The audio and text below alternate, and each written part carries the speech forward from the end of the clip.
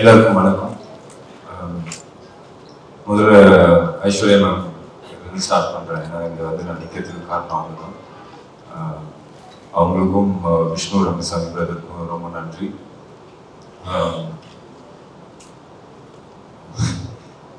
என்ன சொல்றது தெரியல. ரொம்ப ரொம்ப முக்கியமான ஒரு தருணத்தில் என் லைஃப்பில் இருந்தேன். ஏன்னா இந்த கொரோனா அதெல்லாம் வந்து ஆல்ரெடி ஒரு தடவை அந்த மாதிரி ஃபீல் பண்ணியிருக்கேன். பட் ஆனால் ஆயிடுச்சு 16-17 வருஷம் ஆயிடுச்சு. வந்து கரெக்டாக தான் இருக்கிறோம். கரெக்டாக எங்கே மிஸ் ஆகுது என்ன பண்ணுறதுன்றது தெரியல. சரி போதும், சினிமா போதும் அப்படின்ற மாதிரி ஒரு மைண்ட் செட்டில் தான் இருந்தேன். அப்போதான் வந்து எனக்கு மேம் கிட்ட ஒரு கால் இந்த மாதிரி அச்சு தான் ஃபோன் பண்ணாங்க. மேம் மீட் பண்ண சொன்னாங்க. போய் மீட் பண்ணும்போது நான் நினச்சேன் ஏதோ ஒரு விஷயமா இருக்கும். நான் வில்லனா தான் கேட்டேன். நான் இது மாதிரி இப்போ 2 பேர் பண்ணுறாங்கன்னு வில்லனாக இருக்கும், இல்லை ஏதாவது சின்ன கேரக்டர். பட் இந்த படத்தில் ரொம்ப ஒரு முக்கியமான பார்ட் கதையை சொல்லி அதுக்கப்புறம் சார் நடிக்கிறாங்க இதெல்லாம் சொன்னாங்க. அதனால் அப்போ தான் நான் பிலீவ் பண்ணேன், கடவுள் வந்து எனக்கு கொடுத்த கிஃப்ட் இது. என்னை திருப்பியும் என்னோட ஜேர்னி இங்கே நிறைய இருக்கு, சினிமாவில் நான் இருப்பேன் அப்படின்னு எனக்கு நம்ப வச்சது. ஸோ என்றைக்குமே நான் உங்ககிட்ட பல தடவை சொல்லியிருக்கேன், ஜாஸ்தியாக சொல்கிற மாதிரி கூட இருக்கும். உண்மையாகவே மனசார சொல்கிறேன், நான் உங்களுக்கு ரொம்ப ரொம்ப கடமைப்பட்டிருக்கேன். Thank you ma'am.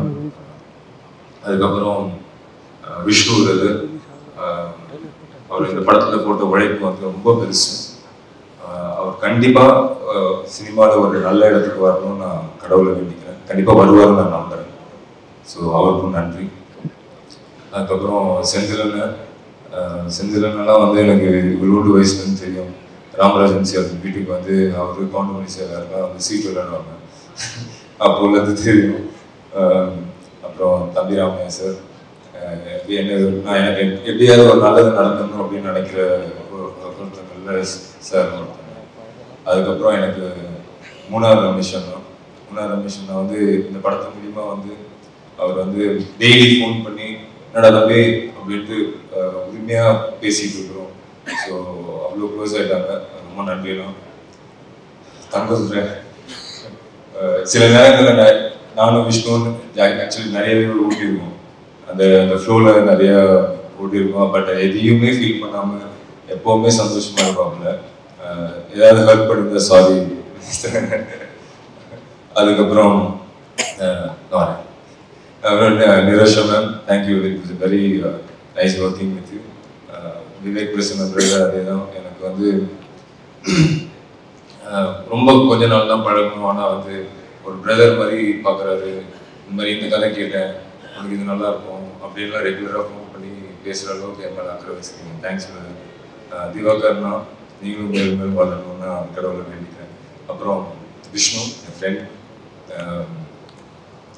ரொம்ப வருஷமாக பேசிகிட்டு இருக்கோம் ஏதாவது ஒரு படம் பண்ணணும். நடுவில் கூட வந்து ஒரு படம் அனௌன்ஸ் பண்ணோம். என்னோட பிரதர் டிரெக்ஷனில் Yuvan sir music, Vijay Sethupathi sir dialogues எல்லாம் போட்டு அனௌன்ஸ் பண்ணோம். பட் அது டேக் ஆஃப் ஆகலை. அது வந்து ஒரு பாக்ஸிங் பேஸ் பண்ண ஒரு கதை, அது டேக் ஆஃப் ஆகலை. பட் நிறைய நாள் வந்து 2 பேரும் நிறைய அப்ஸ் அண்ட் டவுன்ஸில் வந்து மாற்றி மாற்றி தோல் சாஞ்சு அழுதுருக்கோம். அதே மாதிரி நிறைய சண்டை போட்டுக்கிட்டு இருக்கோம். இது எல்லாமே இருக்குது. பட் என்றைக்குமே வந்து இந்த படம் வந்து ஏன் இன்னும் ஸ்பெஷல் ஆகுது அப்படின்னா, ஒரு ஃப்ரெண்டாக அதை ஒத்துப்பான்னு நினைக்கிறேன். 2 பேருமே அவ்வளோ பார்த்துருக்கோம், அவ்வளோ பிரச்சனைகள், அவ்வளோ சந்தோஷம் எல்லாம் கூட ஒன்றா நின்று பார்த்துருக்கோம். ஸோ அவங்க கூட ஒர்க் பண்ணது வந்து ரொம்ப சந்தோஷம். அப்புறம் தலைவர், இந்த படத்தோட எனக்கு பிகஸ்ட் டேக்அவே வந்து இந்த படத்தோட லேர்னிங் ஒன்று. அப்புறம் சார் கிட்டேருந்து கிடைச்ச அப்ரிசியேஷன். எனக்கு என் மேலே கான்ஃபிடென்ஸே இருக்காது இப்போ போனாலும். ஏன்னா வெற்றி அப்படிங்கிறது ஒன்று இருந்துச்சுன்னா அது மாற்றிடும் எல்லாத்தையும். பட் அது இல்லை அப்படின்னும் போது நம்ம கரெக்டாக பண்ணுறோமா தப்பாக பண்ணுறோமான்ற ஒரு டவுட்லேயே தான் இருப்பேன். ஆனால் சார் என்னை வந்து 2-3 தடவை கூப்பிட்டு சொன்னார், ஒரு வெரி வெரி குட் ஆக்டர், ரொம்ப நல்லா பண்ணுறேன் அப்படின்ட்டு அது வந்து அவர் யோசிக்கலாம் மாட்டார். அப்படியே ஆன் ஸ்பாட் கை தட்டி நமக்கு ஒரு சீன்ல வந்து என்ன கட்டி பிடிச்சி அவ்வளோ பக்கத்தில் உட்காரு அப்படின்னு சொல்லி அவ்வளோ அப்ரிஷியேட் பண்ணாங்க. என்ன மட்டும் இல்லை, யார் நல்லா பண்ணாலும் அவ்வளோ அப்ரிஷியேட் பண்ணாங்க. ஸோ அந்த கான்ஃபிடென்ஸ் வந்து எனக்கு அப்படியே அடுத்த நாள் அந்த படம் முடிச்சா இன்னொரு படம் போகிறேன், கேமரா ஃபேஸ் பண்ணுறேன், அப்படியே பார்த்துக்கலான்ற மாதிரி ஒரு கான்ஃபிடென்ஸ் இருக்கு. ஸோ அவர் கூட நடித்த அந்த 30+ டேஸ் வந்து லைஃப்பில் மறக்க முடியாது. அவர்கிட்ட நான் இன்னொன்று ரொம்ப முக்கியமாக பார்த்தது வந்து சார் இன்னும் வந்து அவர்கிட்ட நிறைய பேச சான்ஸ் கிடைக்கும் போது நிறைய கேள்வி கேட்பேன் சார் ஓப்பனாகவே கேட்டேன். சார் எனக்கு திருப்பிலாம் இல்லை அவங்கள பார்ப்பனான்னு கூட தெரியாது, சில விஷயங்கள்லாம் கேட்கலாமா சார்? நான் கேளுங்க அப்படின்னாரு. அப்போ நான் வந்து சார் யோசிச்சுட்டே இருக்கீங்க சார், ஏதாவது ஒன்று ஓட்டிக்கிட்டே இருக்கீங்க சார் மைண்டில் அப்படின்னும் போது அவர் சொன்னார், இந்த சீன் எவ்வளோ நேரம் எடுப்பாங்க விக்ராந்த் அப்படின்னாரு. நான் சொன்னது 1 hour சார், சின்ன சீக்வன்ஸ் சார் 1 hourல எடுத்துருவோம். இந்த 1 hourல வந்து நம்ம 10 seconds வேஸ்ட் பண்ண முடியாது.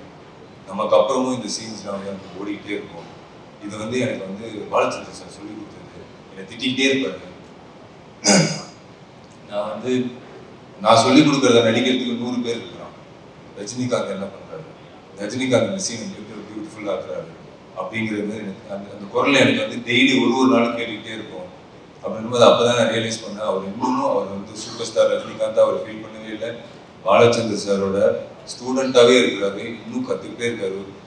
தம்பிராமே சார் சொன்ன மாதிரி ஃபிஜிட்டியாக இருக்காரு ஷூட்டிங் ஸ்பாட்டில். அதாவது அவர் 5-6 படம் பண்ண ஹீரோ எப்படியாவது ஒரு ஸ்டெப் மேலே போயிடணும், இன்னொரு ஹிட்டு கொடுத்துட்டு நம்ம அப்படி அந்த லெவலுக்கு போயிடணுன்ற மாதிரியே இருக்காங்க. இன்னும் அவரோட டிசிப்ளின், அவரோட சிம்பிளிசிட்டி, இதெல்லாம் வந்து அன்மேட்ச். அவர் இன்னொன்று கண்டிப்பாக போய் மேம் சொல்லியிருப்பாங்க, இந்த கேரக்டர், ஏன்னா நான் பண்ணுற கேரக்டர் வந்து இண்டஸ்ட்ரியில் எவனா பண்ணணும் டவுட்டே கிடையாது. அவ்வளோ பேர் பண்ணி கேட்டு நிறைய நோட் சொன்ன கதைகள்லாம் நான் கேட்டிருக்கேன். பட் அது எனக்கு அமைஞ்சிருக்குன்றது வந்து உண்மையாகவே என்னோட ஃபேமிலியோட ப்ரேயர்ஸ்ன்னு நான் நினைக்கிறேன். ஸோ சார் வந்து நான் நடிக்கிறதுக்கு ஒத்துக்கிட்டதுக்கு அவருக்கு மிகப்பெரிய நன்றிகள். லைக்கா சுபாஷ் கரன் சார், எங்களோட ஃபேமிலி மெம்பர் மாதிரி இருக்கிற தமிழ் குருவன் சார், எல்லாருக்கும் நன்றி. பத்திரிகையாளர் அனைவருக்கும் ரொம்ப ரொம்ப நன்றி.